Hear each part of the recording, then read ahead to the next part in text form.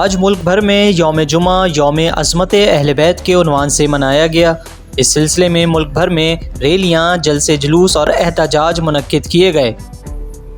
واضح رہے کہ عبد الرحمن سلفی نامی گستاخ اہل بیت نے اہل بیت علیہم السلام کی شان میں گستاخی کی تھی، جس کے باعث شیعہ سنی مسلمانوں میں شدید غم و غصہ پایا جا رہا ہے۔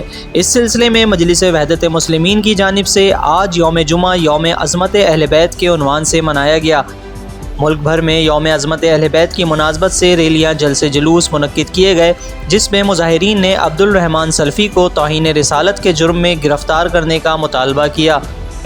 اس مقام پر اس لیے کھڑے ہیں، حکومت پاکستان کے حکمرانوں، آپ کا دعویٰ تھا ہم یہاں پہ ریاست مدینہ کی حکومت کے طرز پر حکومت کریں گے۔ آل رسول پر اس پاکستان کے مختلف قبائل میں بھونکے جا رہے ہیں۔ کہاں ہے ریاست مدینہ کے دعوے دار؟ کہاں ہے ریاست مدینہ کی طرز پر حکومت چلانے کے دعوے کرنے والے؟ دوسری جانب شیعہ علماء کونسل کی جانب سے ملک بھر میں بھی توہین اہل بیت کے خلاف احتجاج کیا گیا۔ ملیر اسٹیل ٹاؤن میں شیعہ علماء کونسل ضلع ملیر کے وفد کی جانب سے مقامی تھانے میں گستاخ عبد الرحمن سلفی کے خلاف توہین رسالت و اہل بیت کی FIR درج کرنے کی درخواست بھی جمع کروائی گئی۔ آج ہم یہ FIR درج کروانے آئے ہیں۔ یہ ملعون ابن شیطان اور عبد الشیطان سلفی کے خلاف FIR درج کروانے کے لیے آئے ہیں۔